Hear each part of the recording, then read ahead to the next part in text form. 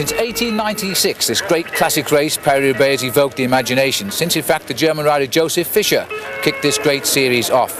We're now to the 92nd running of this great classic, and it's run for one reason only: it's bad roads, the hell of the northern France. The riders here simply don't like to ride this race, but many of them feel they have to build their reputation. And indeed today, many of the big names we've come to know, like Miguel Indurain and Gianni Bugno, are not here. This is a race for the hard men of the sport. Why? Because some 60 kilometres of the 270 kilometres are over the worst roads imaginable. The hell of northern France. The last 4 hours of this race are fought out over cobblestones.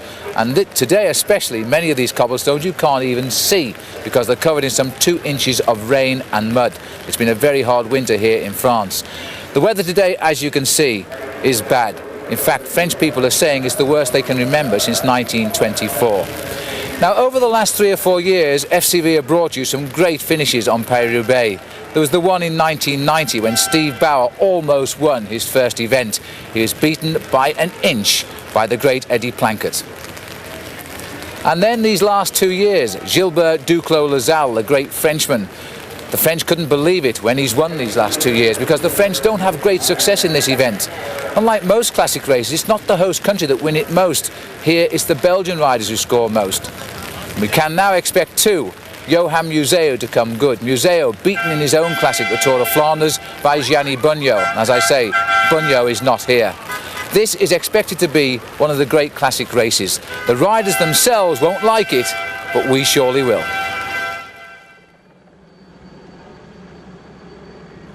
Well, almost by tradition, the Rabbit had escaped the pack after only 4 kilometres of the 270, and it was the Czech Republic rider Lubos Lom from the Navigare team.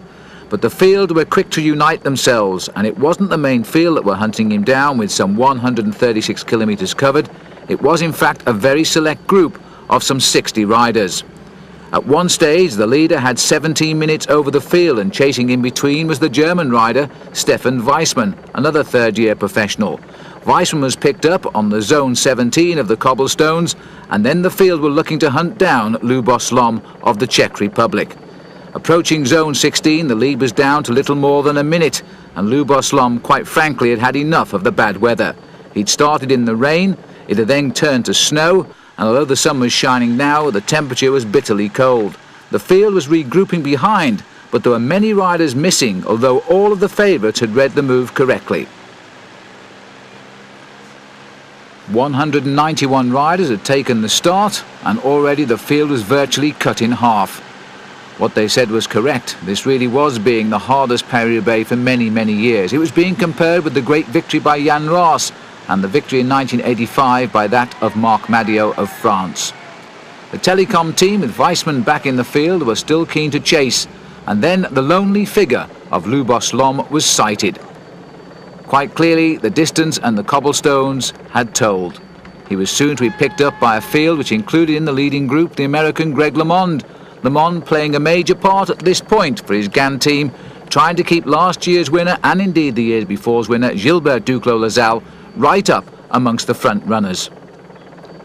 Already some of the favourites for Paris-Roubaix had experienced the problems of this great race. Franco Ballerini, second last year, had punctured. So too had the French hope Charlie Motet, and another French sprinter, Frédéric Moncassin, and also Edwig van Hooijdonk. All had returned to this leading group. Now they could see the man they were hunting. The 29-year-old Czech rider, once in the lead by 17 minutes, was now just a matter of yards in front. He'd been out in front, in fact, for the best part of 80 miles, around 130 kilometres. His days of glory, though, in this, the 92nd running of Paris-Roubaix, were about to come to an end. He wouldn't see the finish in Roubaix, but who would?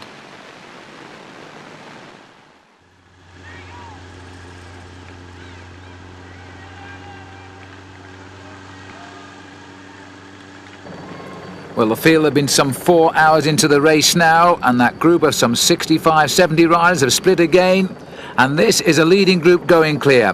17-18 riders. Gilbert Duclos-Lassalle is heading the charge as they approach now the first big obstacle of the race today, the dreaded forest of Arenberg, and the crowd is reported to be enormous. You can see the sun has come out, conditions are very, very spring-like now. And this is the road that is never driven by motor cars. It's closed all of the year round. It is really meant to be a pleasure area for the people to enjoy a bit of peace and tranquility. Well, that's about to change. The field have raced for premier positions to get first into the forest. Conditions are atrocious. The roads are covered in slime and mud, and this is now the 15 sectors left of the race to go. The Forest of Arneberg, 2.4 kilometres, and this is the easy bit. And Duclos Lasalle is in this front group, and a number of his GAN teammates are up here as well. So too are a number of Belgian riders, and the one Moldavian, André Schmil, riding for the Belgian Lotto team. And there's the crowd awaiting them now. Sean Yates of Motorola is up here too. Kai Huntermarkt, another Motorola rider, the German member. And the man leading the charge, it looks to me as though we've got the GAN team driving the train. There's Duclos Lasalle on the right. He's gone off into the crowd. In fact, they've fallen behind him, and they're piling up. Down, in fact, goes Huntermarkt. Down is Sean Yates. They're now reaching for the bikes, and this is absolute chaos here. I don't think that was anybody's fault. I think it was Duclos Lasalle who caused the crash. He went veering off to his left, and the riders behind slipped off the crown of those cobblestones. And those that are left upright are now trying to go clear. André Schmil is the man setting the pace at the front. I'm not too sure he's aware he'll have heard the banging and the crashing though, as they're trying to pull the wheels out of the wreck, and Duclos Lasalle is the rider delayed there just in front of the Laladuc car. Well, that is absolutely amazing. Huntermarkt appears to be on his way again for Motorola, and one or two of them digging themselves out for Danzer also is up and running. Well, they always expect problems, but they don't really expect the problems like that on a straight piece of road. And now look at the riders here, going off to the right of the course there into the crowd line to try and seek the less slimy surfaces. Well, virtually everybody with any intent in this race this year has been out on the course during the week to see what conditions have been like. They knew what to expect here in the forest, and indeed so did the public. Just look at that. Now the field, they split up on the approach to the forest, some 17 riders coming in with a lead of 40 seconds over the main body of race, and now it looks as though the race two are onto them. Riders coming up very, very quickly indeed. The telecom riders who played a major role so far today are now finding themselves on the defensive. They've been trying to get Olaf Ludwig up to the front, and now they're having to chase down another move again. Duclos Lasalle, with the help of Greg LeMond and 4 teammates, has got himself into yet again a position from which he can win this race for the 3rd year running. And if he could do that, he would equal the great feat of Francesco Moser in the years 78, 79 and 80.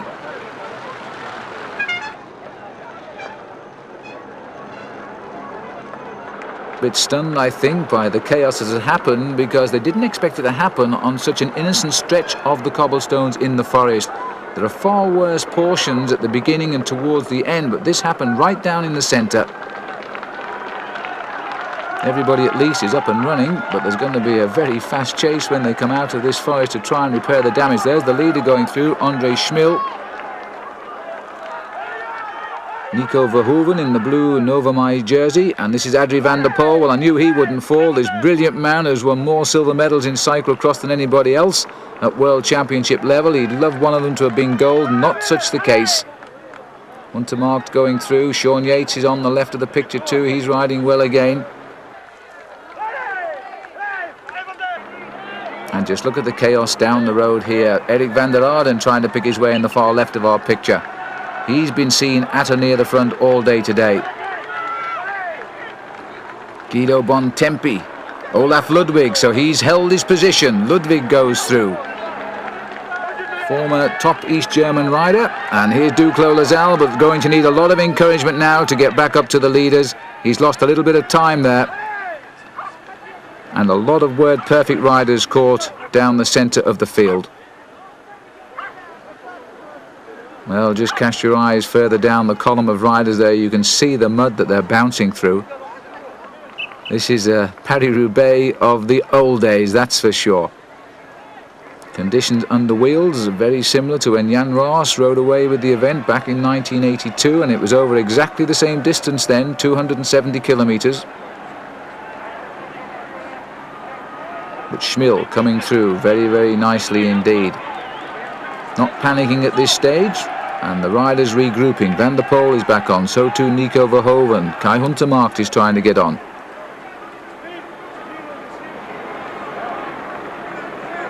There's hardly room for the riders to come through the forest, as the crowd now crammed just to see where Duclos Lazal has got to, because they will have known from their race radios that he was in that leading group that entered the forest, and now we have 5 men going clear.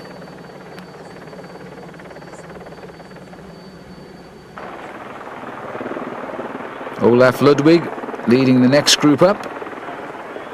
All 3 of them, and Guido Bontempi. What a great season this grand old man of Italian cycling is having this year. And here comes Duclos Lazal in the white jersey.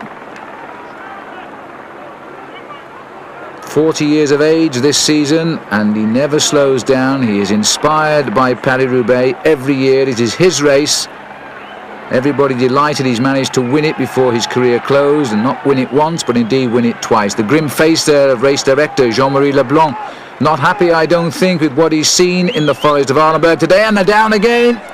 They're sliding off the crown of the cobbles, in fact, because the road is so slippery. We've had a number of crashes all day with the motorcycles. We've lost our television pictures once or twice because of accidents to the motorcycles, but it's to be expected. George Hincapie, the new professional for Motorola, right in the centre of the war today. Now he knows what professional bike riding is all about, and looking at his face, I think he's enjoying it.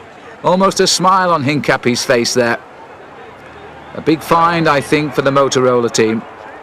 Yates goes through in the centre, greatly delayed.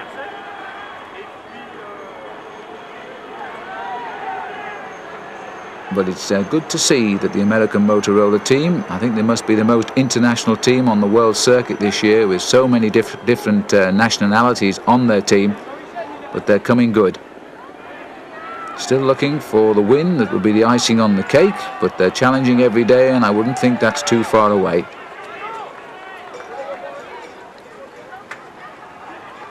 So the first big obstacle of this year's Paris-Roubaix, the Forest of Arlenberg, is almost over for the field, but we're looking now, and he's gone down. The rider there has gone down, the Italian, and now he's in the middle of the fray yet again, and the crowd trying to help him on his way as other riders come through the crowd behind. This is unbelievable. These pictures are magnificent, although I don't think the riders would agree at the moment. The spectators warn of the other riders coming up. Well, frankly, all of these riders here are now out of the hunt for final victory. Jacques Durand with the blue jersey on the left of our picture coming through, the man that surprised with victory a couple of years ago in the Tour of Flanders. He's now been passed right down the field.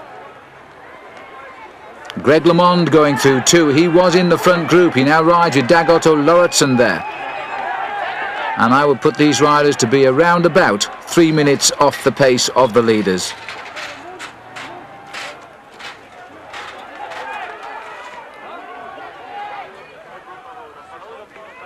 And the big problems, of course, is the team cars are now trapped on that narrow road. As we go back up to the leaders, there they are. Dietz, Musier, Verhoeven, Van der Poel and André Schmil. They're the riders at the head of the field. And the lucky ones to have come through the forest more or less unscathed. And it's a danger signal here too, because Kai Huntermarkt there is calling through the rest of the line. Schmil is quite happy to set the pace. They're on good roads for a moment. And Museu knows his danger men, because that's Johan Museu, former champion of Belgium, following André Schmil through. And of all the men, I think he'd watch him, because Schmil is a reasonably good sprinter as well. Interesting to see that Telecom have placed their man in the breakaway. The wrong one in my money. I mean, this is Dietz, and Dietz would prefer to see Olaf Ludwig come up and give him a hand, but Ludwig is in the chase group just behind at the moment. Group working well together, not putting too much pressure, just letting the others have to make the effort to catch them up or not, whatever the case may be. It's early days. Museo today riding a very special Bianchi frame designed for Paris-Roubaix, front and rear suspension, and if you catch a glimpse of the frame, you'll see it's not quite the regular diamond shape either. But one or two riders are disputing the worth of a rear suspension on these very bumpy roads, but everybody has agreed that the RockShox type telescopic front forks are an absolute bonus. And more than half the field now choosing to use the front suspension. Well, some riders say only the riders who have no interest in victory in this race don't use the Front suspension on the forks now as we go on to zone number 14. Heading out of Wallers, and this is 1.6 kilometres. There are 22 zones of pavé making up just short of 60 kilometres, about 38 miles of the route today. And they count down from zone 22. So when you get to zone 1, you breathe a sigh of relief. That's if you're still in contact with the leaders. And the last couple of sectors today are reported to be absolutely atrocious and virtually unrideable. So the excitement is still to come. Van der Poel at the back. A couple of years ago in the World Cyclocross Championships in Corva, Italy, Van der Poel went past me without his bicycle and about 5 feet in the air.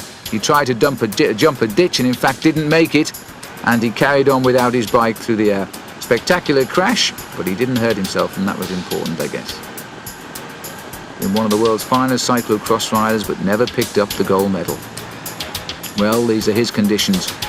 Van der Poel, now in his twilight years, former yellow jersey in the Tour de France, now riding for the smaller Koolstrop team, who had a great deal of success in the recent Tour de Flanders with their new boy, Frank Kovers.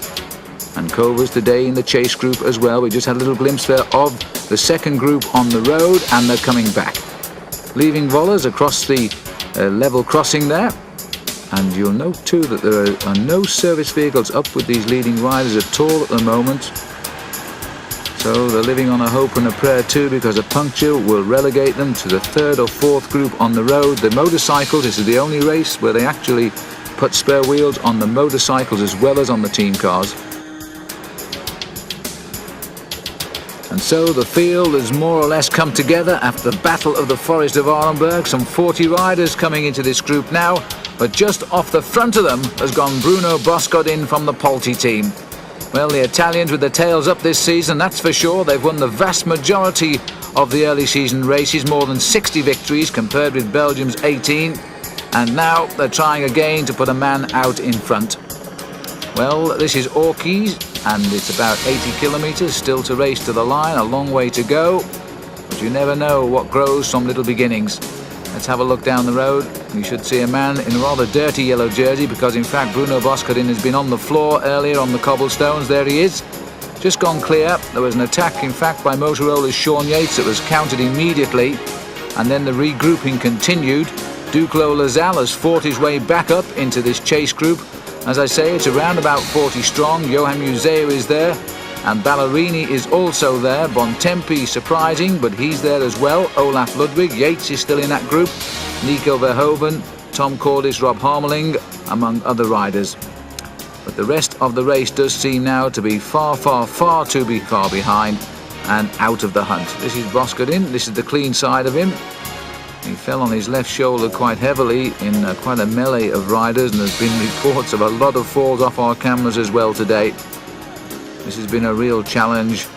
We often refer to the Paris Roubaix as being a war of attrition. Well, the description really fits it today. The field showing no interest in the breakaway, but they've got him well within their sight. They're moving very smoothly. They're averaging round about 37 kilometres an hour. That's just short of 25 miles an hour. There is Duclos Lazal. You can see he still carries the mud of the Forest of Arenberg on him. And in fact a new bike as well for him, so he made a bike change in that forest. No number on this one. And it's the GAN team continuing to try and keep the pace high. They know that on this day every year in the month of April, their team leader Duclos Lazal becomes a Jekyll and Hyde character. He is so inspired, and there they are all around him at the moment, looking after him. Duclos Lazal. They've also got in there Christophe Capel, Thierry Gouvenou and Francis Moreau. His teammates in that leading group as we go back up to the leader, Boscodin, but he's not going too far ahead. We're heading out towards zone number 11. That means there are still 11 sections of pavé to come.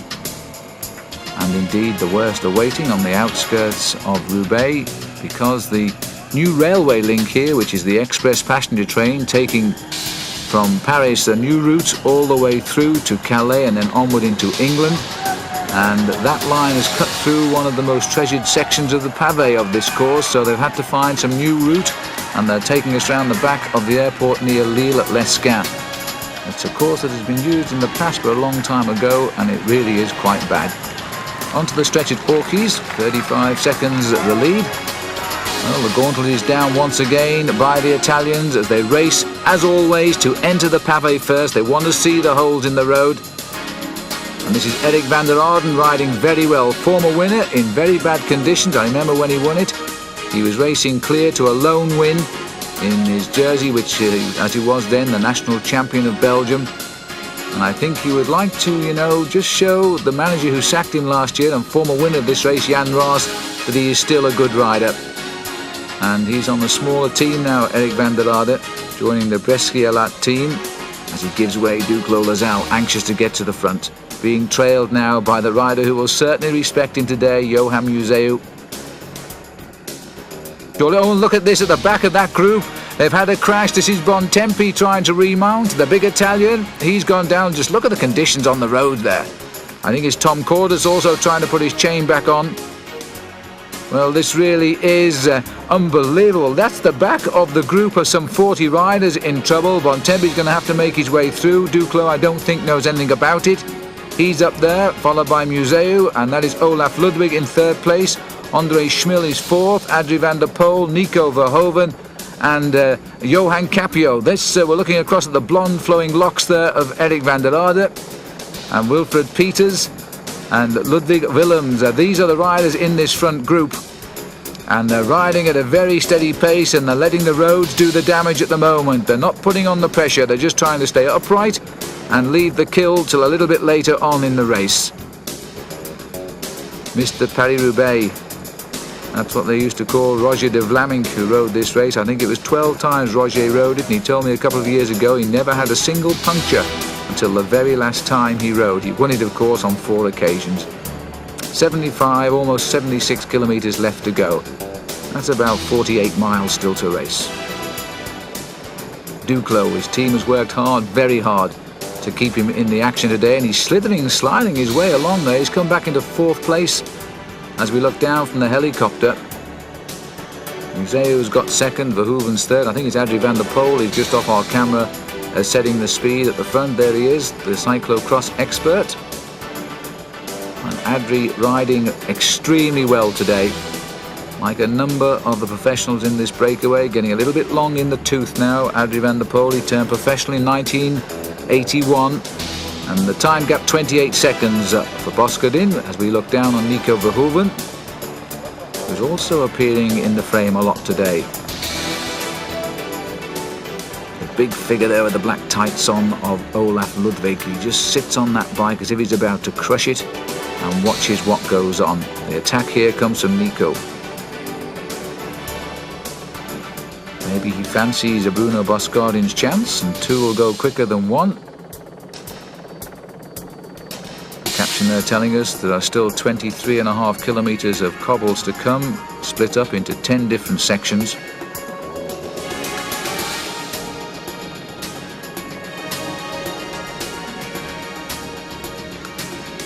And again, you can see there on the front of the bicycle the forks of Nico Verhoeven, telescopic rock shocks.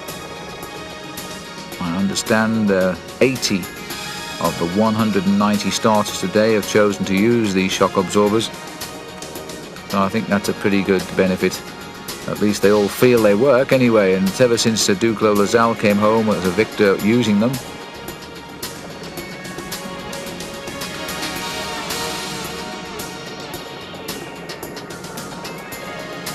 Ballerini back up at the front. He punctured earlier on today, but at a time when it didn't matter too much, and he's fought his way back up to the front echelon. Still smarting, I'm sure of that, after being defeated on the photograph finish with the Gilbert Duclos Lasalle 1 year ago. And the 1st and 2nd place riders now right up here. In fact, the first 3 riders right up here in the frame yet again. Museeuw riding that special frame today to try and take a little bit of the pain out of these cobblestones. Museeuw feeling a little bit exasperated with the results so far this season. Always there, but never winning the races he really wants to win. Beaten in the Tour de Flanders by a much wilier Gianni Bugno, who shouldn't have beaten him in the sprint, but did by the width of his tyre. Museo wants a little bit of help, and Duclos Lazal looks across and says, well, what's your problem? But still goes by. And right up behind there in the TVM colours, Johan Capio, former champion of Belgium, and a man that Museo will take an interest in because Capio can produce a good finish and will enjoy the track at Roubaix, which is waiting for him. But as we speak here, looking at nice sunshine, the rain is pouring down at Roubaix. The weather could still play a big part in this year's classic. Everybody wants a wheel to hide behind. The wind, by the way, is coming from the northeast, so primarily it's cross and head, and that's accounting for us running about 15-20 minutes behind the expected arrival schedule. But it's certainly not because of the lack of action, because these riders have gone out on the attack right from the gun today. They shed themselves of a lot of riders early on the roads when normally they roll along in a big pack, and they wait for the entrance to the cobblestones at Troisville after some 100 kilometres, about 63 miles, and then they start firing on all guns. But today they came onto the cobblestones with half of the field eliminated from the race really, and then the attack started in earnest. I don't think any of the projected favourites for this year's race so far have lost out. There's the lone leader, and there's the mud I was talking about. He's been down in the forest today as well. He's dangling just out the front. No wins at all for Boscardin this year yet. But like all of the Italians, they don't seem to be able to put a pedal wrong.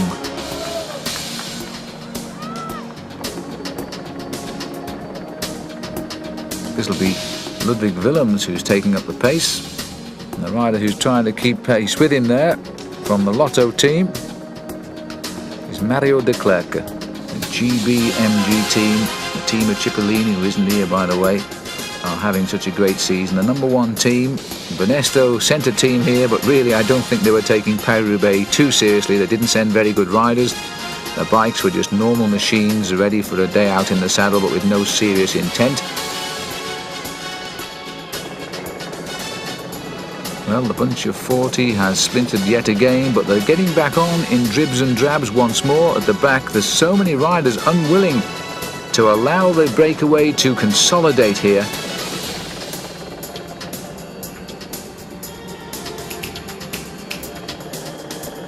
.43 seconds, so Boscardin is still keeping the lead.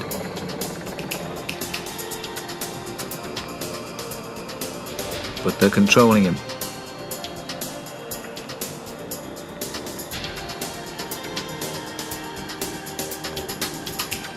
The general direction of Paris Roubaix from its start in Compiègne, which is about 50 miles to the north of Paris, it takes the rider more or less alongside the main A1 freeway. But it does twist and turn a bit, so it's not always headwind. They'll pick up cross and tail as they cut through the narrow lanes. And with all of these GBMG boys here, I think Duclos Lazal will be well advised to make them do all of the work if he can, because slowly but surely his Gan teammates are falling away from his side. That's that Van der Arden looking over his shoulder. And Duclos always willing though to have a little work, and it looks as though the GB riders are saying to Eric Van der Arden, if you're going to stay up here with us, you better do some work. Van der Arden unwilling at all to take up the pace. So it looks as though it's going to be left to the Lotto riders, and I think this is Peter Faderzijn who is trying to go clear, not so much to attack but to cause a reaction to get rid of Boscardin at the front. Museo unwilling to chase him, so that's a rider he doesn't particularly rate. He knows the men he's going to watch: Duclos Lazal, Ballerini, Andre Schmiel, Johan Capio. They're probably the riders that he would react to if they tried to attack. And there's the composition of the breakaway. Ludwig Willems is the other teammate here of Museu.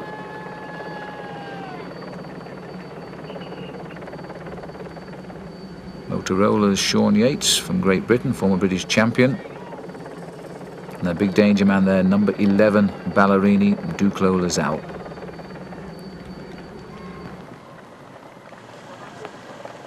Oshie, 2.5 kilometres, 2 3/4 kilometres now, zone number 10. 10 still to go.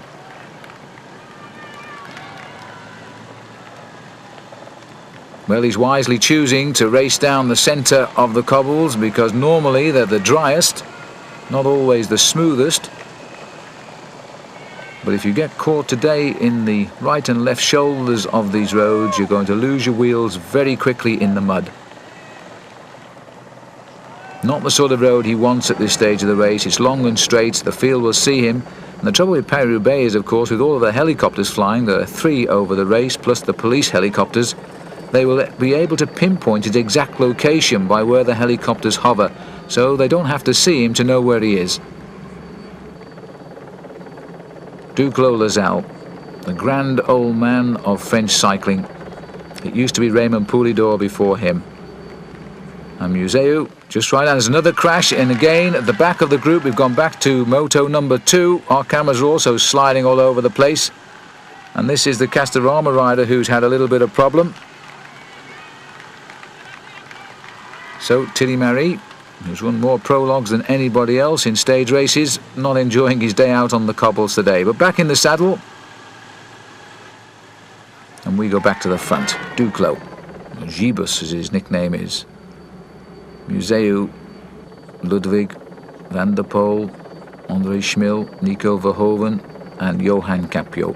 Well, you do need luck in Paris-Roubaix, nobody disputes that, but we really have the most talented riders at the front of the race today as well.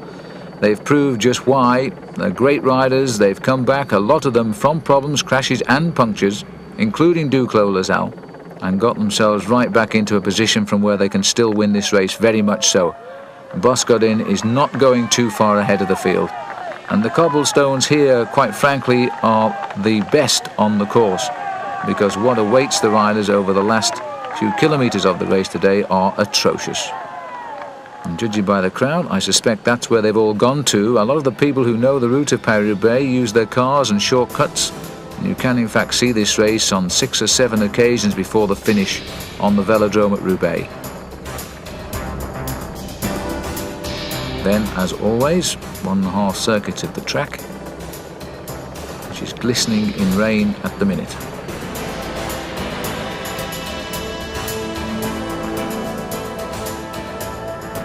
Well, the gap is still there, but as I say, it's a linear gap. They can see him. The yellow cars of neutral service, the team staying away from the leader at the minute, and look at these roads now. Still about an hour and 45 minutes to survive out front, and I think that really is asking too much of the Italian.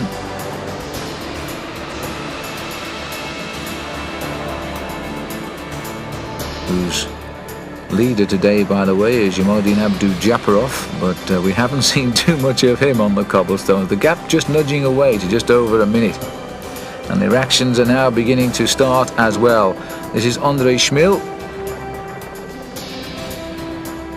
And I think it's Nico Verhoeven who's caught him up, so he's decided a minute is the warning signal and they're not going to allow any more. I think it's Ludwig Willems who has also latched onto the back. 3 riders come through. Then Duclos never misses a trick, he's straight there. And here they are, and if anything, this group is swelling in size, so riders are coming across in small groups and again rejoining the big chase. Duclos Lasalle, anxious to get back to the front to continue the chase down. The latest time check we have now is 52 seconds for André Schmil. And so the breakaway has begun, trying to mess it up a little bit for him in that breakaway, or help him. This is Mario de Klerk, his teammate. The other rider up there is Peter Farazijn. As we get back up to the leader now, going out onto Pavé section number 7.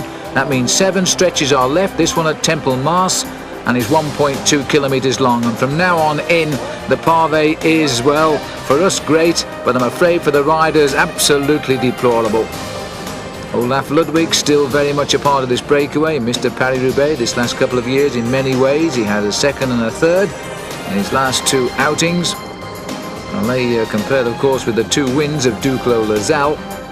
And now it's the MG boys here in the white and blue who are going to have to do most of the work, I think, now, because advantage has swung across to the Frenchman and to Ballerini. A little bit of help coming, though, in the shape of Johan Capio trying to get up to the front and give Ludwig Willems and William Peters a chance. There's the group. It's not all of the group, this is only some of it. Verhoeven, Willems, Museu, Ludwig, the names we expect who have been at the front for so long. Very cautiously on the right-hand bend on the slime of the surface here. And I would think too that the spectators are being absolutely drowned by the official vehicles that are racing through just ahead of the riders. And again, it's the GB boys who are forcing the pace, trying desperately now to get some sort of reaction going here that might well lead them towards a victory. Fabio Baldato is now on the attack. What a good season Baldato is having. Triple stage win at the Tour of Italy. He's the other GB rider who's made this split. He's been in the thick of the action for some of the time today, then he's found himself behind. He's got back up at the moment, not long been with us, and Duclos Lasalle's recognised a good wheel to follow over this very, very nasty stretch of cobbles. In fact, looking down there, you would really think now they were racing through a field, wouldn't you? Capio coming through. A man for the early season races. Great sprinter and likes a rough and tumble. Just look at the gaps between the wheels. Everybody racing a matter of survival. There's no nice tight formation. You simply get on the cobblestones and you do the best you can. And our TV camera getting a little bit in the way there as Duclos had to swing around him. Won't be too happy with that, but everybody working under impossible circumstance today. And they're saying here that Andre Schmiel has had a puncture. Well, the reason we saw our television camera coming back there is we've lost a camera. There has been a crash to one of our cameras as well. And according to the radio reports, in fact, Schmiel has not had a puncture, but he has jammed his gears. There's a problem with his gear levers. And so a bike change, which is off our camera, sadly, is being affected. Now, his lead was just on 1 minute. We don't know how long it's taken for the bike change. I would suspect with a car right behind him, as it was with Jean-Luc Vandenbroek, his team manager, I would think around about 15 seconds we can assume he's lost of that lead. We'll find out as we go along. This official neutral service car there has been told to wait for this chase group because of the pathway we've just come over. And Duclos Lasalle now joining Fabio Baldato here on the counter-attack. There is no containing Duclos Lasalle, is there? What a marvellous rider. He must be feeling, you know, today he's had to fight back from so many delays, and yet he is still dictating this race. Well, almost anyway. Schmiel up the road. Well, they break away, reforming yet again, and another shuffling of the pack. And once again, the names we've seen all day long getting back into the picture. Ballerini, number 11, all the leaders of the teams. And Baldato says, well, I'm not coming through, you've just caught me, so let Ballerini go and do some work. Followed by Capio, number 91. All of the riders with the 1 at the end are the leaders of the teams on the day, and they've all made the split, it seems, here. Capio, Ballerini, Duclos Lasalle, just away from our picture, Johan Museu.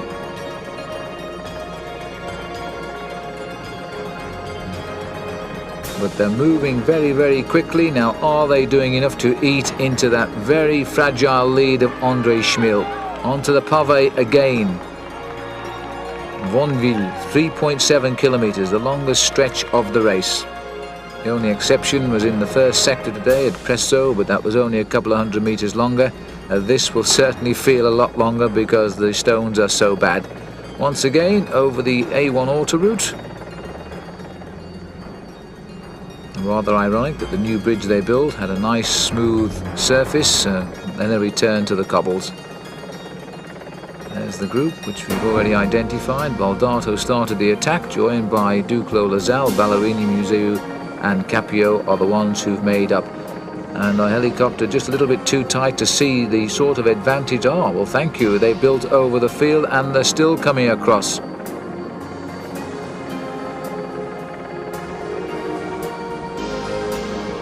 Riders extremely nervous. I think that's Nico Verhoeven again who's going across to the group. 17th in last year's Paris Roubaix. And Sean Yates and Frankie Andreu bringing up the rest of the split.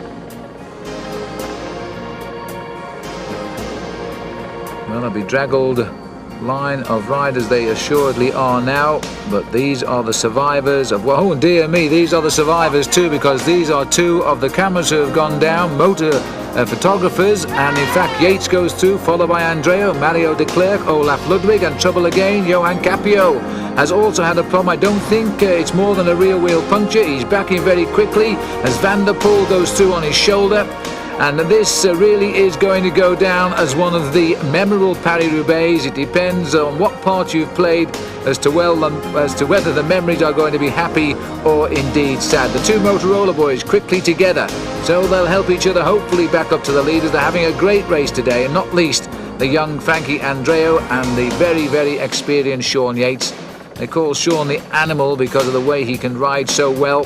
But now we've got last year's 1 and 2 riding together. Franco Ballerini just on the wheel here of Gilbert Duclos-Lassalle, shades of 12 months ago. And there's still a chance, you know, they could fight out the finish together. This is a very, very bad stretch of cobblestones indeed. You can't see the stones, and at times that mud is running around about 2 inches deep. Ballerini grits his teeth, comes up on Museo, doesn't seem to be going so well now. Museo though, inspired by the sight of number 11 going by him, digs a little bit deeper, but this is a fine piece of riding by Ballerini. Now Ballerini, maybe he's chosen this stretch to put in the attack that he hopes will bridge the gap. Followed by Museo, quickly recovers when he sees the danger man come over him. They were joint favourites this morning. My favourite was Ballerini, the French newspaper L'Équipe, and just look at the depth of the water there, and Duclos goes right through the middle of it.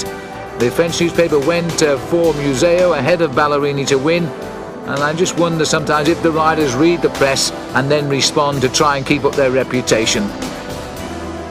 Anyway, there's the group. We've got Baldato again. Oh, my goodness me, Ballerini has punctured the back wheel, is flat, and Duclos-Lassalle doesn't even look at him, and you can't possibly ride on these cobbles with a flat tyre. Now this will be a disaster because as far as I know, there's no service around at all. They've been split up by the moves and the crash of the two motorcycles. They've been trapped at the back, and Ballerini in terrible trouble. Look down the road. That in fact is an official photographer coming through, will have no wheels on his bike at all. And Ballerini is now in desperate straits, fighting to stay upright, and hopefully somebody will arrive very, very quickly to bail him out. Just look at the stretch he's punctured on, and they really couldn't be much worse than this, could they? Ballerini, runner-up last year, great favourite today, in desperate trouble in Paris-Roubaix now. And well, look at this. This is ironic, isn't it? Because now Gilbert Duclos-Lassalle has punctured his back wheel, last year's winner. We're now watching riders 1 and 2 a year ago. They've punctured the same wheel in exactly the same position. And what a difference a year makes. And I think the same is going to apply. Duclos-Lassalle has got no service behind him either. And they're watching the race right away from them. And who says you don't need luck to win Paris-Roubaix? Slither and sliding on the cobble sections of this marvellous race as going through on the inside there. I think it's Sean Yates stomping on the pedals as he goes straight by. He's got a nice pair of wheels at least. Frankie Andreu, André van der Poel, Olaf Ludwig find their way through as well. They're watching two crippled cyclists, the two stars of last year's race, now in desperate trouble. On the receiving end of what, especially for, well, no, for both of them really, because Ballerini has crashed and punctured already. Duclos-Lassalle we know has fallen twice, and now as the race goes by them, the remnants of this breakaway, they are left hopelessly awash, and I don't think, judging by the number of riders who have got through, they can possibly get back into contention, can they?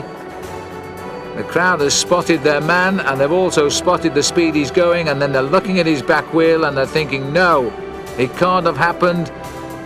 Desperate look over the shoulder there, and they're virtually asking the race photographers here, you know, to help us. Who's got the wheels? You see, this race official here is radioing back for a car to say that the two riders, Ballerini and Duclos, and now they've arrived. And irony above irony, the Frenchman will get the wheel first. I know everybody will think that's a little bit biased, but it was the luck of the draw, because in fact Duclos was nearer the bike. But you know, there's nobody looking to Ballerini, and in fact Ballerini is going to have to get his own wheel. There's another rider from Novamai who's punctured. I think it might be Verhoeven, who's also taking a wheel. He's helping himself at the back of the motorbike there to a back wheel. Ballerini's done likewise, and I think that's Capio slipping through on the inside too. Absolute chaos towards the closing stages of this race today. Well, this is such a different race, the likes of which I don't think any other sporting event has either, in the peculiarities of any sport, and Paris Roubaix getting its own back on some of the riders who've conquered its courses over these last few years today.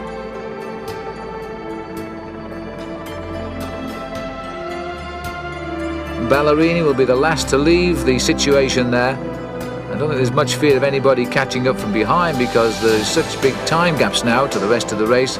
Those indeed who are still continuing after the feed at Mérigny. And I would think the majority climbed out. And behind, and let's not forget all this action here, we've still got the one man out in front with 5 sections of cobblestones to come. As far as we know, Museu has missed all of the fun and games at the back, so too has Olaf Ludwig, and now look at this here. Well, there's no doubt about it, this is not a road, this is a field the riders are now working their way through. We're seeing the leg of the motorcycle pilot, of our television cameraman, who I think is rapidly trying to get us back into the race here. That's why we've gone up to our helicopter once more. We've lost all of our cameras at some stage today with falls, and I can't ever remember that happening before in Paris-Roubaix. The official photographers have spent as much time on the ground as they have photographing the riders, and the riders themselves too have been falling at regular intervals. Now we go back up to the front. No, we don't. We go back to what is really the hell of the north here now, as riders try to get themselves back into this race. Andre Schmil, I still think his lead is around about a minute, but we'll wait confirmation. Jean-Luc Vandenbroek will have told him. He's the manager of the team, leaning out of the course, and Jean-Luc now trying to personify his own many performances in Paris-Roubaix with a victory here through his new rider on the Lotto team, Andre Schmil. And this will go down as a classic performance indeed, if he can do it. He went to clear because he saw his chance, it presented itself when he saw Museu chase down Ballerini. Both of them, though, were winded at the time, and he went almost spontaneously. And now he's got to hammer home what would turn out to be a breakaway of some 40 miles. Maybe advantage is with him because of what has happened behind. He had the advantage of a team car right behind him when he had to change a bike, and that certainly wasn't the case for Duclos, Lasalle and Ballerini, who lost, I would think, the best part of a minute bouncing over the cobblestones with flat back tyres. Who's getting more excited here? Because in fact Jean-Luc anxious to get alongside again and tell his rider more information inside the last 40 kilometres. But as you all know, with these radios, the cars are radio linked to the chief commissaires, and if the commissaire notices Jean-Luc going up there too many times, he will stop him. But there is a chase down, and that looks like the lonely figure of Johan Museu, the sole survivor perhaps of the carnage we've just witnessed, and Museu now trying to get on terms with the rider out front. Now this would be a turn up for the buck. Museu coming up very, very quickly. He's round about 10 seconds. He checks over to see if anybody's coming to him, and I don't know what the answer is. We can't see. But Museu is taking the advantage now. If he reaches Schmil, and they can work together as we look down the road, and there are 2 riders. I think Olaf Ludwig will be one of those chasers, possibly Willems, who's trying to come up there in second position. And we'll have to try and work out the other man who's chasing him as soon as we can. But I think it's Baldato again, who's trying to reach now up with the leading group. Well, what a turn up now. There's no tactics being played now. It's survival. They're taking their chance when it's presented to be rid of their rivals, and then they're making every effort to go through. And that, by the way, is not the way to take the corner through on the inside when a rider is lining himself up for a left-hand bend. But I think today everybody's racing to their own rules, including the official vehicles. And the rider here is Sean Yates, out on his own, but trying to rejoin the head of the field and organise something here. Former champion of Great Britain, probably the most unselfish bike rider on the world circuit. He just loves to help other people on his team win and gets a great deal of satisfaction out of that. But as everybody who knows Sean knows too, he is a man for Paris-Roubaix, and this is the day he's allowed his head to have a go. 5 sectors of pavé remaining, and that, I think, coming up on the back. We're looking down now at Ludwig Willems here. And there he is, one of the survivors, and the other rider up here, well, he's a new one. He must have worked his way through the field, because this, in fact, is Bontempi's teammate who's come up, Dario Bottaro.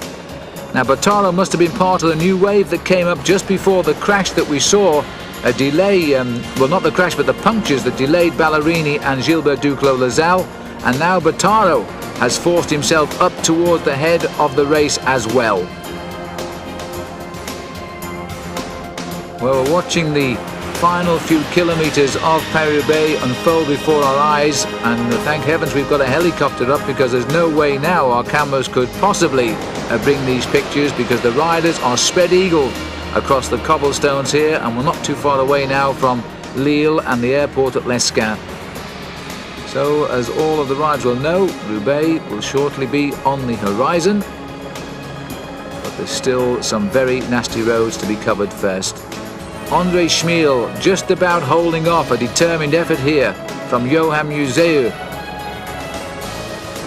And at every opportunity, the car of Jean-Luc Van den Broek goes up and tells him, because I think they will say, try not to let Museeuw catch up, because if it comes to a sprint in the Velodrome at Roubaix, well, everybody's money would go to the Belgian ace sprinter and the former champion of his country, Johan Museeuw.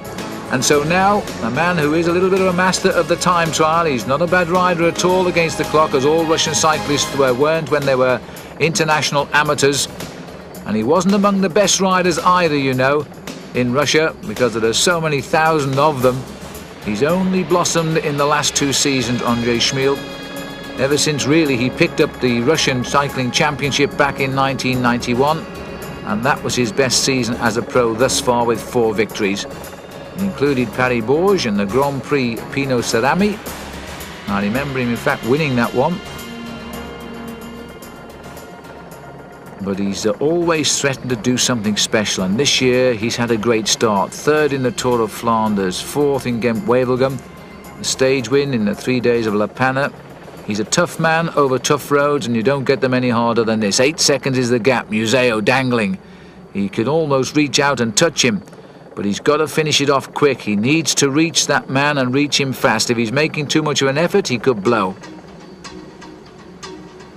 He's no idea what's happened behind him now, because this race is so spread-eagled. There are few officials to tell anybody what's going on, and that's why the advantage has gone to Schmiel. He's had Jean-Luc Van den Broek always with him ever since he made his move.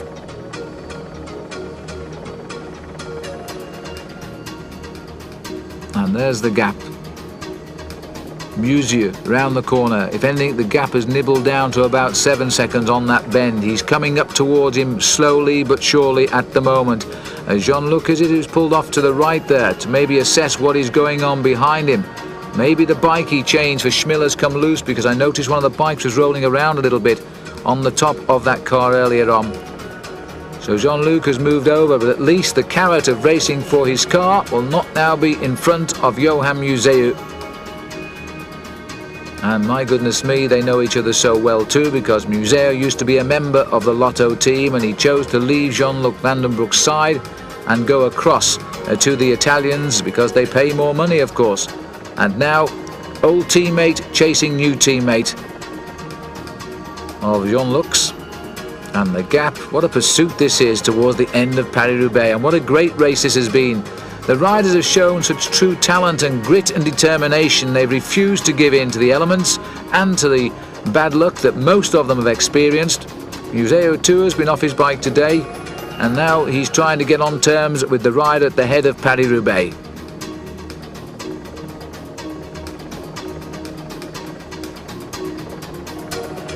Farm tracks here of northern France, with 4 stretches of cobble still to come, and now just 6 miles over the cobbles to go.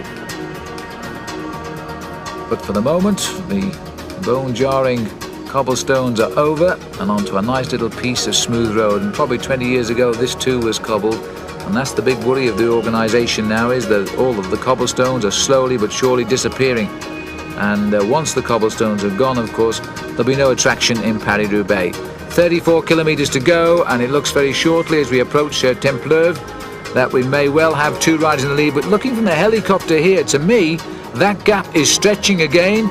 With Jean-Luc's car out of the way and the lonely figure of Schmil up front, it looks, you know, as this is taking a little bit too long. No, they're saying 6 seconds, but looking down there, it looks to me as though it may have gone back out to 8 or 9. And I'm wondering, in fact, if Museo has tried to close it down that little bit too quickly. And if he has, he's gone into something of an anaerobic state here, and he's now beginning to suffer. Because normally, if you're on a chase down to reach the leader, you don't look over your shoulder to see who's coming up behind, because you're not interested. And Museo was checking there to see if anybody was coming up behind, because a wheel now would be very useful. And news from his manager has now got up to him. He'll tell him what's going on behind, and I wish we knew right now, because frankly our cameras are spread-eagled across the course, and one or two have actually abandoned the race today. Schmil is riding like a man possessed. His rhythm is faultless. Before this season began, he'd won 5 races as a professional, and this will be the start now of his 6th year as a pro. Beginning in '89, he didn't win any races. In 1990, he finished 106th in the Tour of Spain and 97th in the Giro d'Italia. Then in '91, he started to come good with 4 wins. 92, he just won 1 small race. 93, well, again, we began to know all about him. A fine second-place start of the season in Tirreno Adriatico. But of course, he's getting on a little bit too, at 31 years of age. And Duclos Lasalle, well, he can better that. He's almost 40, and he's back in the fray. There's a general regrouping here. The chase is getting organised. Duclos Lasalle is back in the thick of it. And on the far side there, Frankie Andreu and Peter Farazijn, who will not really pick up the chase, but he'll go with the crowd in the red jersey. But look at Gilbert Duclos Lasalle here as he continues to push the pace on as much as he possibly can. Mario Scirea now setting the pace. He's a new name that's come from the back. These are the remnants of that group of some 40 riders who kept plugging away, and they found riders standing by the roadside, and now they're on the express back up to the leaders. Scirea willing to work here now, grits his teeth. Duclos never goes back more than 2 men down the line and fires again. Well, if Duclos wins or loses Paris Roubaix today as the defending champion, he has ridden a champion's race. The French will love him all the more for it. He's without doubt the most popular cyclist here in France. People just don't feel he will ever retire, he'll ever get too old, because he always does it so well. Giovanni Fidanza's also come up here now at Capio. Van der Poel is here. Mario de Klerk still bobbing around in the centre of any line will do, but he always stays up here. And Peter Farazijn, the rider in the Lotto colours, coming down from our left. 2 minutes the gap. Now surely that is enough. Only Museo, in my opinion, can now reach André Schmil. And Museo, the last time we saw him, Ballerini's got on the back there, you may have noticed. So too Nico Verhoeven is back. I think this is little Charlie Motte who's come across the gap as well. He's having a great ride now. Somebody just tootled off to the left, and I think that was Capio. Capio made a mistake. There he is. And another jersey for the wash tonight. Now, what's his bike like as he sees the line go off? He's got a problem with his back wheel. But he's back on now. Well, as a Belgian rider, Johan knows all about the cobblestones, and he should be able to handle them better than most. He's lost a little bit of ground.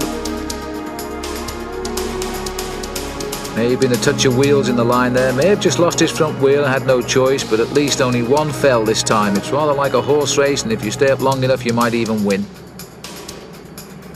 There's Schmil, his hat now gone to the wind, and there is the pursuit, and still Museo can't reach him. And this has been going on now for something like 15 minutes. The chase across open countryside, and the fact that Museo has not contacted the leader leads me to think he won't. The road's obviously turned to the right, because Museo has looked to the right to see if he could get a glimpse of him through the trees. And he brakes hard and kicks out of the saddle. He must be feeling a little bit depressed now. It's hovering, but it's going backwards. 10 seconds the gap, and I think that will do. I think Schmil has lived his most dangerous moment here. The elastic is beginning to stretch now, and quite rightly too, the officials allowing nobody in the gap between the two of them. And Museo would dearly like them to put 1 or 2 motorbikes in there now, or a couple of cars, and he would be up there like a flash. Johan Museeuw, the man who almost has this year but hasn't quite won a major race that he's wanted. He's come close to leading the World Cup, and victory today would assure him of a lead. And one would say also that the way the points are now in the World Cup this year, with 50 points for the victory, that if André Schmiel does run out the winner today, he will be promoted into the leader's white jersey for the World Cup competition, and that would be the first time at least a Moldavian has ever pulled on that jersey.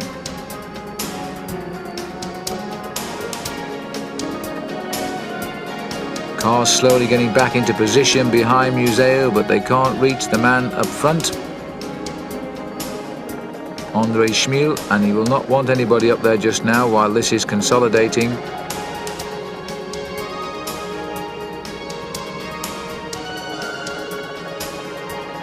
Just one win so far for Johan Museeuw, and that was in Kuurne, Brussels-Kuurne, one of the second semi-classics of Belgium. But he's always been at or near the front in the decisions. Lost by an inch, of course, at the Tour de Flanders last week. And if you haven't already bought that tape, I can assure you it is a great race, and there's such optimistic feelings amongst professional cycling in Europe this year that all of the races seem to be so hard fought. And he's also had a third place in Gent-Wevelgem, which is the midweek classic, so his form is here, but I'm afraid he can't get hold of the man who's running away from him right now, André Schmiel. And the team know it now. They've been allowed back alongside him, and they're going to shout at him now and drag him along, and it wouldn't surprise me if the wind is coming slightly from the left at the moment, and they're using the car to hold it off their man. A little bit of a tactic, but they won't be allowed to stay there for more than about half a minute before the orders will come from the chief referee to fall back in line. But that was a great move there, because I'm quite sure that Jean-Luc Van den Broek originally would have said to André Schmiel that Museeuw was closing and to try and hold him off, because once Museeuw had latched onto the wheel he would have stayed there, and he's cracked him. Looking down the road now, I presume Museeuw is just inside those poplar trees there, and there he is, but the gap is most certainly opening. And remember that the chase is reorganised behind, although we can't see it because of our loss of cameras at the minute. But Duclos Lasalle is in the chase group. I think 2 Yates has now got up there. 1 or 2 passengers from the GB team and from the Lotto team, but they're all along for the ride and very much still in the chase, should these two be caught.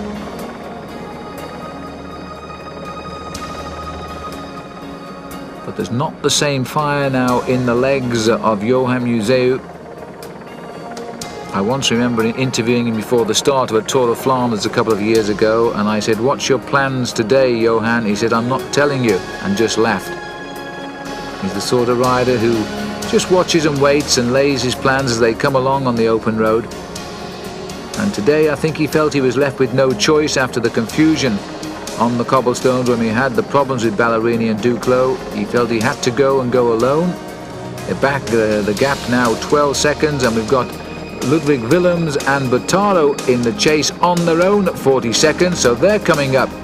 That's a teammate of Museeuw. He'll welcome the arrival of Willems. And Bottaro, well, he's not a great rider of world standing, but he does win races, and you know, if you look over the list of the years of Paris Roubaix, you know also that there have been surprises like Dirk de Mol in 1988 and Jean-Marie Vampers in 1990. Well, he's a cool operator, Jean-Luc Van den Broek. One of the funniest sights I've ever seen, and I don't suppose Jean-Luc would agree, with when he came down the start ramp in a Tour de France time trial with one of these new carbon fibre bicycles, and after a kilometre the bicycle collapsed and he was left with 5 tubes all around him. The crowd thought it was hilarious, but it was rather embarrassing for Jean-Luc. But even so, he's had some great moments too. This will be one of the greatest for him now. If his teammates can win, or one of his team, it'll no doubt please Lotto, which is the Belgian national lottery company. New colours this year for the team, very attractive too, and very generous to commentators as well, because they stand out from the rest of the race quite clearly. Up towards Siswang. and a level crossing which has caused problems occasionally in the past, but at the moment the gates are up and André Schmil can keep on racing for Roubaix. I think, even despite the fact he's stretching his back, he's got the gap he wants, but you can't account for what might happen if that chase group gets up to Museo.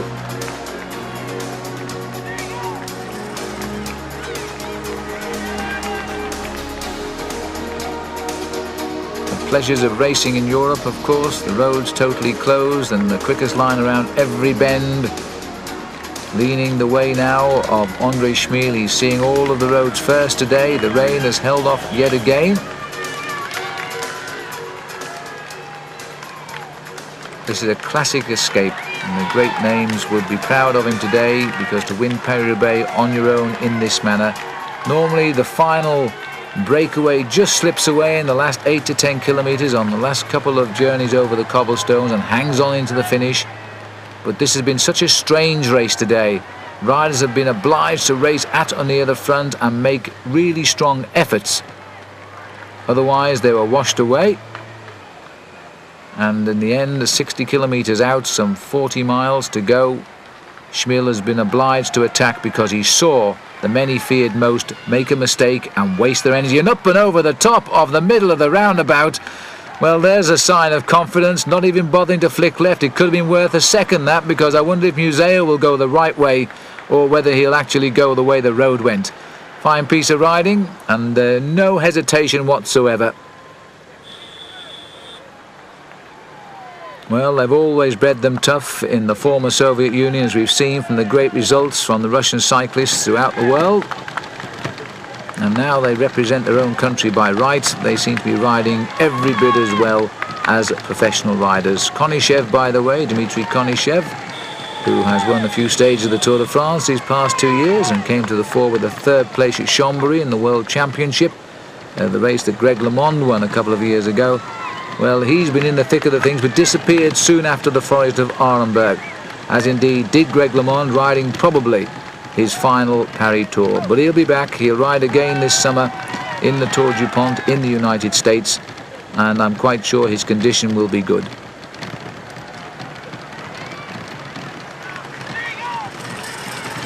Little speck of rain coming off the back wheels of André Schmil here, but although the rain appears to be ahead of us, you can see the dark clouds. It's dry, mercifully so at the moment. Here is, well, having said that, look at this further up the cobblestones. It's very, very wet down there now. Johan Museo, that shot we've just got, he looked to be going very slowly indeed. And I think, in fact, Museo, you know, has blown. He desperately wanted to win Paris-Roubaix. It was one of the targets of his year's programme. After narrowly losing Tour of Flanders and then being pipped again, outwitted indeed, in Ghent-Wevelgem.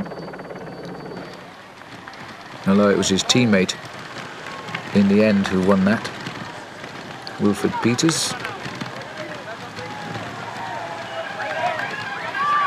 Last chance for the crowd to view the leaders before the final dash for Roubaix. They've just got an outside chance of getting there via the main roads into the town, because we wander off around the back streets in the long route into the Roubaix town.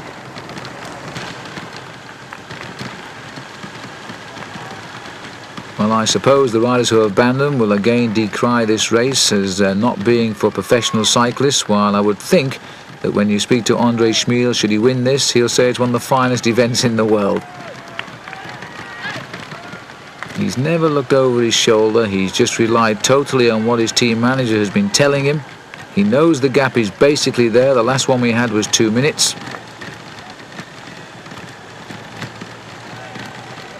But even that is difficult to assess right now, because people taking time checks find it difficult to stop and then rejoin the race and give out those time checks. Everybody stretched to the maximum. And there, as I speak, 29 seconds, so Museo is going backwards, and the main field is just over 2 minutes, we think. And that was the glimpse of Johan.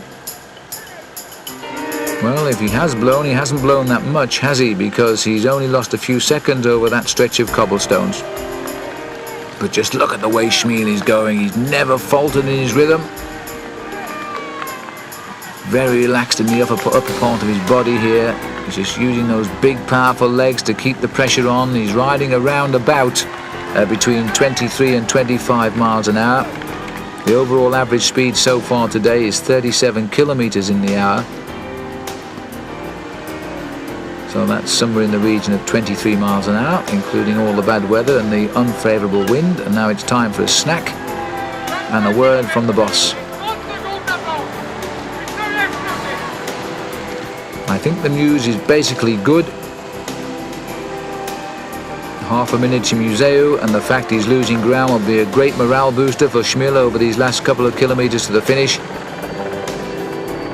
And there is Johan Museu, and riding really like a man who has now conceded the fact that he cannot reach André Schmil, and is now wondering probably a little bit of what to do. He might in fact have been told by his team manager that he's got a teammate coming up with Bottaro, and he may well wait and try to fight again to reach Schmil, and that would be a sensible thing to do. As Schmil heads out onto yet another stretch of pavé. And this is obviously one where the crowd has neglected to bother with because they want to see the finish in Roubaix. There is a massive crowd, by the way, in the stadium, and there's still here 24 kilometers to go. That's 15 miles still to race. It's still a long way to go, and the situation has time to be reversed here. Well, I suppose there's no one knows that better than Schmil. And the helicopter hovering ahead will probably be seen by Museu, so we'll know exactly where he is.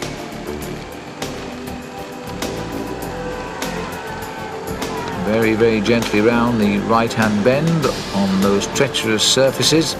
Immediately out of the saddle and sits down quickly to hold the spin off that back wheel. 41 seconds now, and Johan Museu, here he is, and I think he's got a puncture. Museu is in trouble, I'm not sure, and he can't get his feet out of the cleats here. Now it's a completely new bike prepared for Paris Roubaix, and it may well, he's about to fall off. In fact, he's balancing superbly, and they've saved him. Well, in fact, the trouble is that Museu probably hasn't been off that bike since he started, and those cleats were designed to hold the feet harder than normal because of the cobblestones, and in fact they should have tried it beforehand, but he can't get them out. Anyway, he's out of them now, a new bike straight away. I don't know what the problem was. It didn't look to me, in fact, as though his tyres had gone down, but it's cost him around about 15 valuable seconds. Which means that the two riders coming up fast behind him can't be too far away now. And that'll be Ludwig Willems and Bottaro.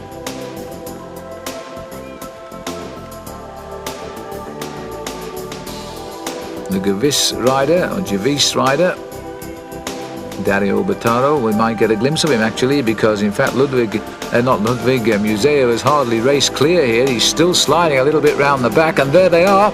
And in fact, there is the bottom of our picture is Museu, so he's going to have a teammate with him very, very shortly. And he's also going to have a rival in the form of Bottaro.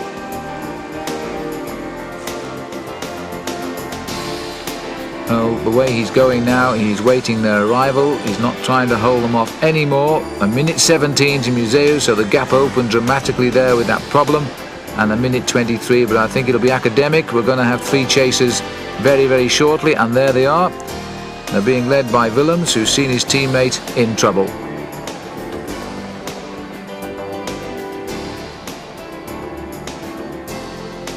And a long, empty road, and we could well have seen the winner of Paris Roubaix today make his move a long way out, 60 kilometers or so to go to the line. And again, Jean-Luc Van den Broek right alongside him, just trying to keep the morale high now for these last few kilometers.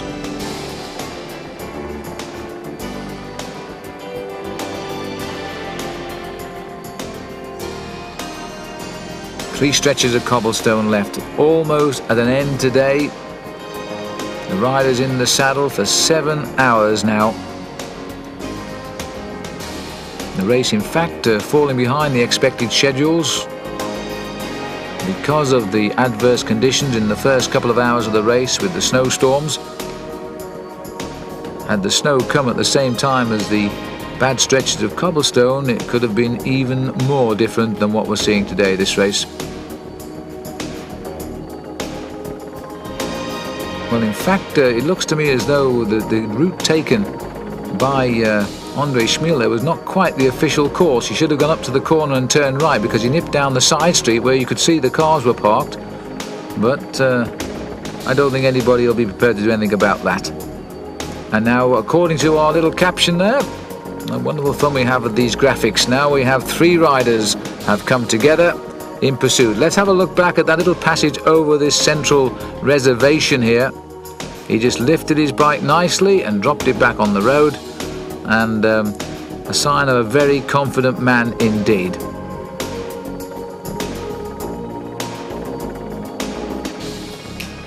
A classic escape.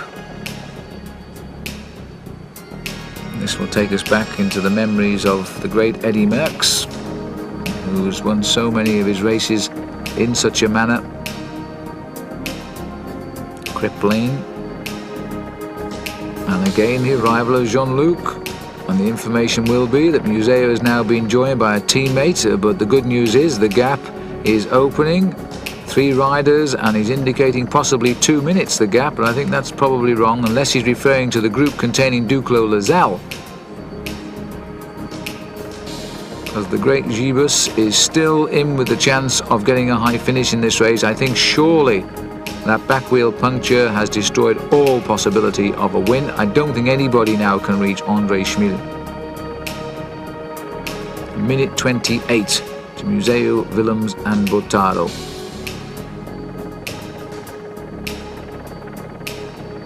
He never panicked under the strain of the approach of Museo. He just did his best and kept the rhythm going.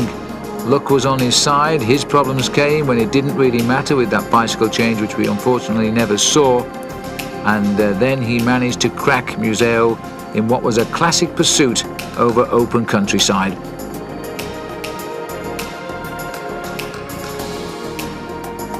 The pace now beginning to hurt. He's trying to keep his rhythm. He's in and out of the saddle. He stretched his back once or twice, which indicates after 7 hours he must have quite a considerable backache. I think if you believe you're about to win, without doubt, the greatest single-day classic in the world, you're going to find the effort at this stage of the game. He knows his wife, Eleanor, is waiting for him at Roubaix. And the great thing is, unlike the Italians, he hasn't got very far to go to the hot shower tonight. He keeps looking up at the long empty road, and then he searches for the gears to try and find a rhythm that will suit. Those legs are obviously cold now. They've been wet, they're dry, they're wet, they're certainly dirty.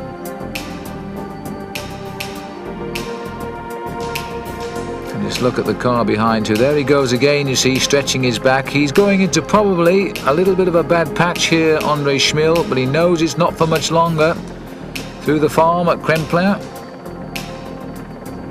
And I think it was on this stretch a few years ago where Sean Kelly tried to attack, jumped out of the saddle and his handlebars snapped, and over the top he went. 2-time winner Sean Kelly today in his 18th season, started this race for the final time. But sadly, he was nowhere to be seen by the Forest of Arenberg and retired. He's hitting these cobbles now like they're going out of fashion. He's riding the biggest gear he can, he's pedaling as quickly as he can and staying sensibly in the centre, just watching the big holes and trying to keep away from them.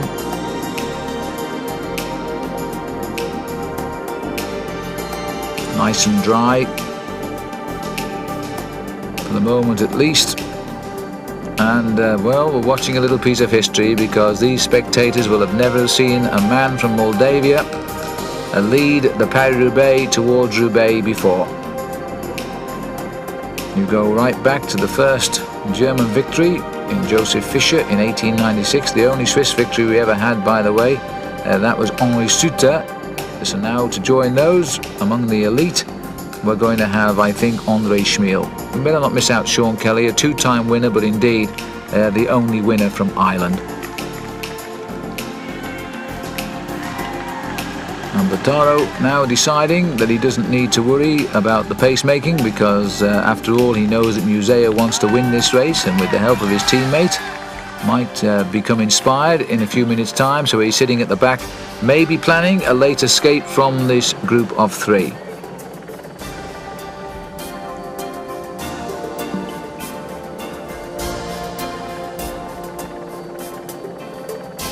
Riding on the tops now, but hanging on to those handlebars, because it's a nasty experience if you hold them as relaxed as one often does when you ride a bike. The handlebars and the bouncing from the cobblestones, it's a nasty feeling if both hands jump off the bars together, believe me. 1 or 2 blisters, I should imagine, by the end of the day too. But for Andre Schmiel, they won't be bad enough to stop him holding a glass of champagne at the end of this stage. What a marvellous race it's been for him.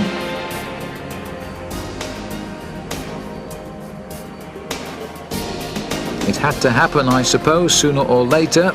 A former Eastern Bloc rider coming out and taking the Western European Classic Paris Roubaix, because they have settled so well into professional racing these past 5 years, and one by one they've caused consternation amongst the other well-known professionals, and now they're seeing a classic go the way of a former Eastern Bloc rider.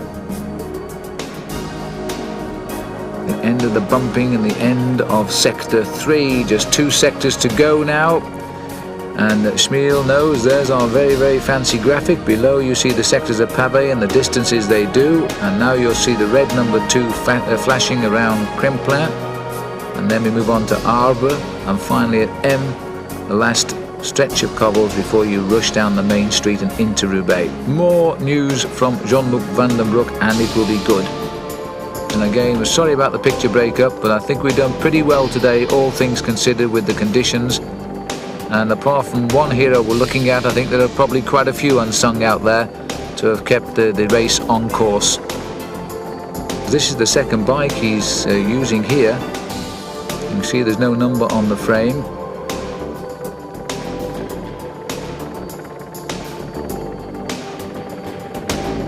And into Arbre. And just look at the front wheel as he tries to hold it down on the ground.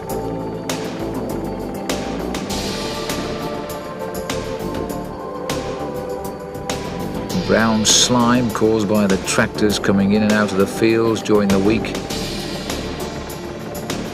And still he manages to pick a superb line through that corner. 1:54, he is pulling away. This is a classic performance by Andre Schmiel. He's just building.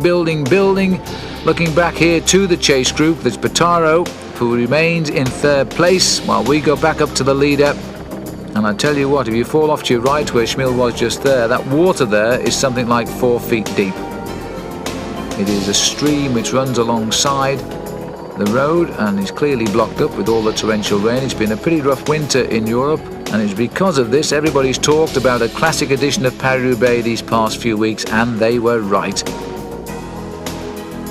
And in fact, Baldato and Yates are the 2 who've reached them. That was them coming on. This is Baldato, number 32, and that is a superb ride by Sean Yates. Well, at this stage last year, Yates was in all sorts of trouble trying to get back up to the leading group because of a puncture. He's now come up again to what is the 2nd group on the road, and the Brit perhaps chasing a personal ambition. The last rider to exceed himself in this race was Barry Hoban, who finished 3rd, and we're going back 24 years to that performance, and Sean Yates now in with a chance and fighting it out for at least 2nd place.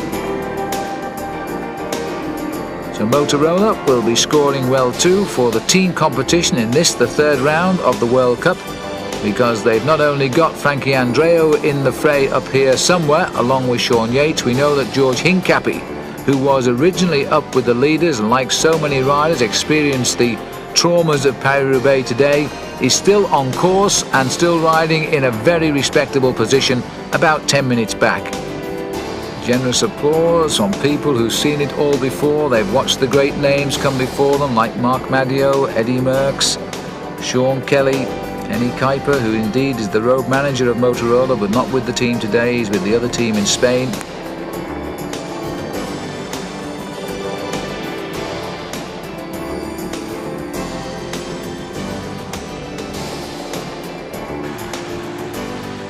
and Museo now in desperate trouble because he has been dropped here from the chase group. So Museo has played his cards and has drawn nothing at all. The legs have gone. So a full commitment today by Museo, and you can't fault him for that, but it simply wasn't good enough. He countered the move of Ballerini, and as soon as Andre Schmil had seen him do that, it was Schmil who launched the attack that left Museo in his slipstream. He then tried to reach him. He got within 6 seconds, the elastic snapped, and there's nothing left now for this man from Belgium today. But there is plenty left for the arrival of Andre Schmil on the Roubaix Velodrome. The rain is beginning to come down at the Velodrome again. The black clouds are overhead, but it really won't matter. It just means the race will end the way it started today, in the rain, because the gap has opened to 2:15 now over Baldato, Willems, Yates and Bottaro. And this is Dario Bottaro. He too has been cracked and dropping back. When he made the move, he used the incentive. He had a hard fight to get up to the action in the first instance. And even though he's been a passenger on that group, the man who has got rid of him is the animal himself, Sean Yates, who's setting the pace now in the chase, and we've got rid of 2 from that break. And Yates now racing for second place on the day, and he's got with him Ludwig Willems and Baldato.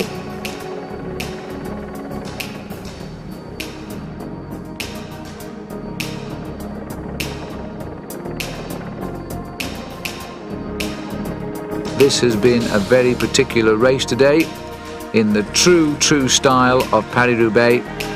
Albert Bouvet, the director technique of the course this morning, was very nervous indeed. He even started rumours that it could even be cancelled because of the weather.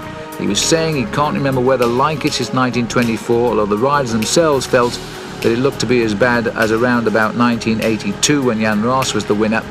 And that was a hard day for a hard man to win. We found another hard day for another hard man to win today. Coming from the Black Sea, where life has been pretty tough for him until the opening up of the Soviet Union in 1989 as far as he was concerned. And life has changed a lot since then. He's going to pick up the biggest prize of his life, and he's also going to win the Grand Prix of the Pavé as well. So he'll walk away today, although he'll share it all with his teammates, somewhere in the region I would think of about $25,000. When you think of the money that top tennis players and the like and golfers earn and the amount of effort that they're obliged to put in, one has to ask the question, is there any equality in life? And this is in fact Gilbert Duclos-Lassalle, and I'm not sure where he is, but I've got a feeling he must be coming up here on the Sean Yates group. This man has never heard of the word to give up, and indeed he is coming back into the race. Duclos-Lassalle has committed himself once again, the winner for the past 2 years. He's crashed 2 times at least today, we know. He's had flat tyres as well, and he's still finding the strength to race back into the front line. I think he could well be in with the race for second place. We'll have to wait and see what's going on. He's got, yes, he must be, because that's Baldato with him now, and there is Sean Yates. So Duclos-Lassalle, unbelievable. He's come across here with Johan Capio. Capio is the rider at the back there now. It's all too late to stop this man. He's through the back streets and will be going down the main street of Roubaix to the finish in the stadium very shortly now. For him, it is a matter of honour, and a little bit of a lap of honour too now, as we head towards the finish. This is Cherang. It's 13 kilometres to go, but that's okay. It's not difficult miles, about 7 miles, a little bit over perhaps. They're not going to come back to him, but Duclos-Lassalle is turning out to be the great loser of this race, and I'm sure in the eyes of the French, the man of the event today. He was right in the thick of the action, which takes some doing because Duclos' form was not thought to be great. He was seen to be struggling in a couple of the early season races, and yet he's managed to bring himself right to the boil in a race which he just loves. He's twice finished second, he's twice won Paris-Roubaix. He may even get a third second place yet. There he is sitting at the back, proudly carrying number 1, but not on his bicycle because his Greg LeMond machine has been changed during the crash earlier on. The gap is 1:58. They're nibbling back into this race, but not quick enough. And Schmil is easing back a little bit. And the man who has been doing the damage, the big powerhouse himself, is Sean Yates from the Motorola team. He's dragging that group along now. and there's no sign on the face of Andre Schmiel of a man who is feeling just too bad to reach the finish. He's looking good. 10 kilometers to the line, 6 miles to go. The race officials even shouting time checks at him now.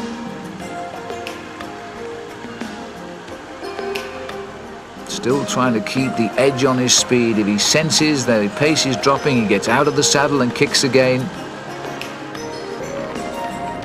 And the motorcyclist in front, one of our cameramen, he probably caught a glimpse there of his bicycle, which is absolutely caked in mud.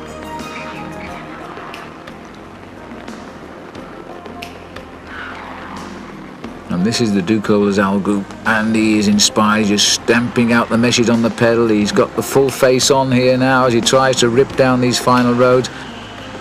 And Olaf Ludwig has come through too. Ludwig is also here now. Behind him is Johan Capio. Still the big names who have dominated throughout. Sean Yates from Motorola. And so the GAN rider here is Gilbert Duclos Lazal once again in at the kill of a Paris-Roubaix, but not quite the kill he was hoping for, because this man has spoilt it for him. And Andre Schmiel, they're not going to bridge the gap. It's still around about 1 minute 45 seconds the gap. And Schmiel knows now that nobody, not even Eddie Merckx, could close the gap today.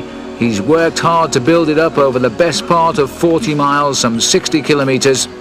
And now all he's got to do, and I say all, is get to the finish in Roubaix.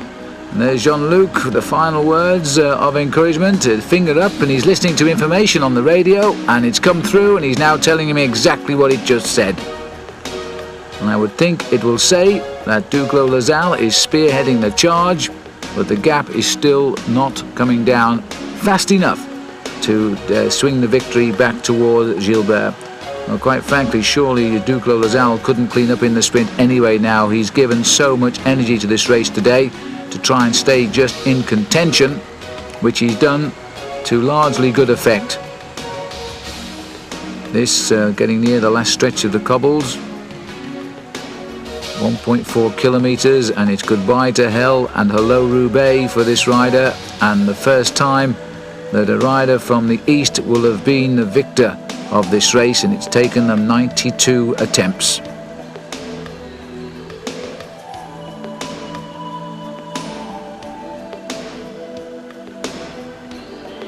Andre Schmiel allowing the car through and then seeking the smoother roads on the inside of the shoulder, and then the shortcut to apex to apex.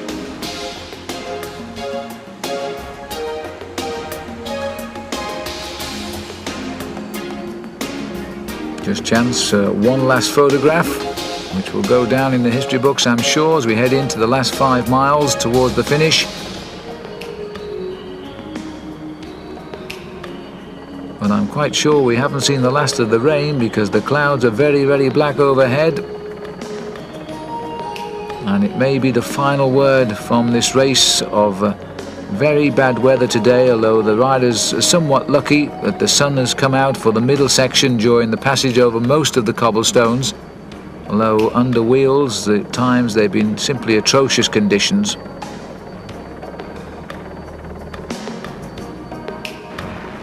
As in fact the chase group here enters the final section of cobbles, Schmiel has left them, so he's about 2 kilometers in front, and that's just over a mile, and that is certainly enough. Duclos Lazal, Ludwig, Baldato, Willems, Yates, Capio in this chase group, a very, very select and varied group indeed. Olaf Ludwig once more in at the finish of Paris-Roubaix, a second and a third in the last 2 years. Sean Yates finished 8th, but that was a fantastic recovery by him after a late puncture 1 year ago. You can see the sky now, which is still full of rain, and the rain beginning to fall on our camera lens as well. Well, for the first time, I think Andre Schmiel is beginning to really show the pain he's feeling. His face is now telling us. There's his positions in the world rankings. You see how he steadily improved over his 6 seasons as a pro. He's currently in his best position at the early part of his 6th season in 1994. And if he continues with this form, he's going to run out quite a star by the end of it. He'll be the new leader of the World Cup competition after 3 races by the time he gets to Roubaix, because there are 50 points for the victory and that will give him a certain advantage over anybody else now. His nearest challenger would have been Johan Museo, but Museo, as we've seen, has been dropped from that chase group and will not score well at all now.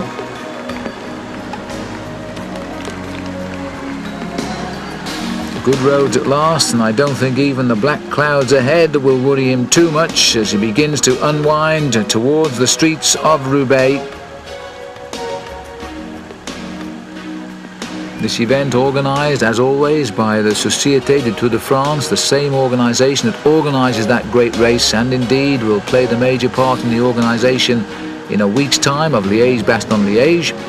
But it might well be that André Schmil will not ride that race. So often the teams use different riders, very much horses for courses, and Schmil has proved to us today that he is the man for Paris Roubaix. Ballerini is now here too. Ballerini has come to the back of this group. Well, goodness knows he's chased for ages to recover, because if you remember that when he punctured with Duclos-Lassalle here, Lassalle was away very quickly and got up here about a couple of kilometres ago.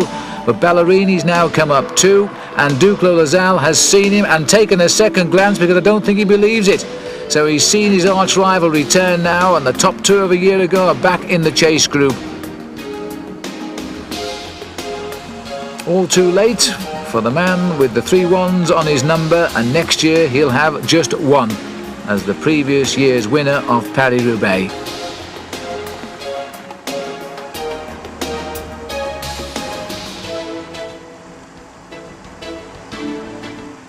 He rides with a very typically Belgian crouch position, and I'm wondering if Jean-Luc Van den Broek has taught him that particular position, very crouched and low saddle, to take all the pounding of the cobbles and absorb the pain a little bit. He can sprint. He's not the fastest in the world, but he's certainly a long way from the slowest. He can produce good finishes, but this is the way he would have liked to have won, although I can't believe his plan was to attack 60 kilometres out. It was an impulsive reaction to a situation. He read it perfectly and it paid off.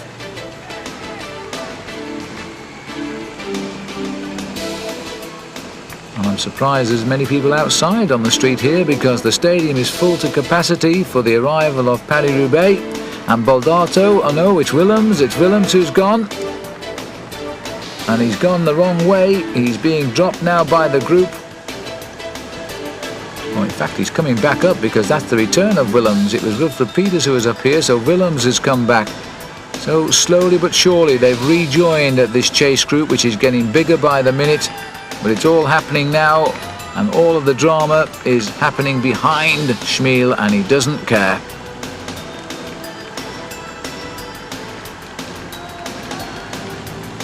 When he arrives at the stadium, I'm quite sure that the French public will give him a great round of applause and a good cheer. It won't be as loud, I wouldn't think, as it has been these past 2 years with the arrival of Gilbert Duclos-Lassalle. But even so, they are great sports people, they appreciate effort, and there's been no finer effort today. So behind now we've got Baldato, Ludwig, Capio, Yates, Ballerini, Duclos-Lassalle, Ludwig Willems now up there too. And the cat and mouse has started, which means that if there's anybody else chasing, now's the time to latch on, because the pressure is going off here. They know they can't catch the winner, so they're thinking of second place. Baldato on the inside. Man with the ponytail, Duclos-Lassalle, Ludwig the sprinter, and the likely candidate now for second place, and Capio. That's probably why Capio's chosen now in the line to follow the wheel of Ludwig. 2 good sprinters, and the gap continues to come down, 1 minute 37, so they are closing, but it won't be quick enough now, surely.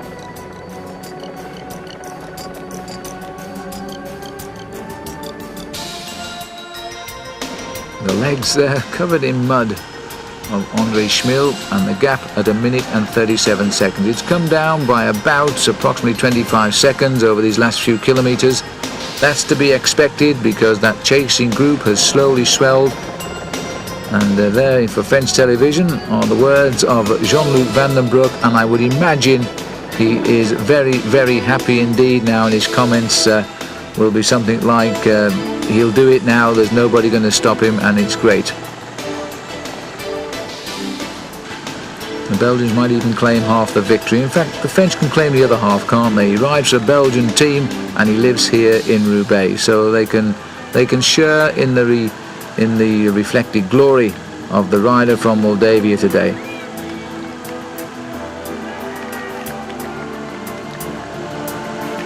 It's been a long, lonely trail up and down over the long sectors of pavé, and then the lonely straight roads here of northern France with nobody but the occasional word of encouragement from team manager Jean-Luc Van den Broek, and I would think those words have been extremely welcome.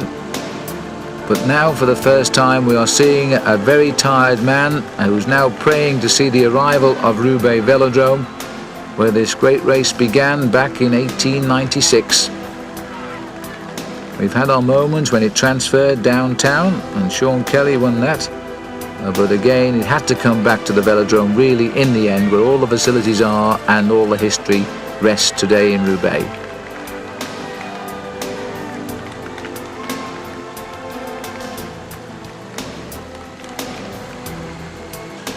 Seven riders chasing him behind in that lineup.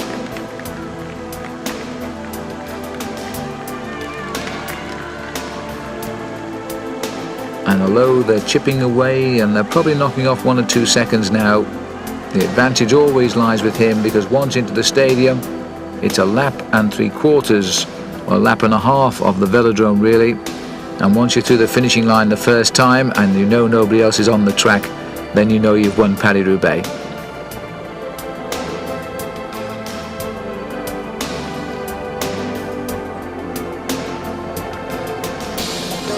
He's following in the wheel tracks of some of the most famous names in the world. There are those riders who won't attempt to ride in Paris Roubaix.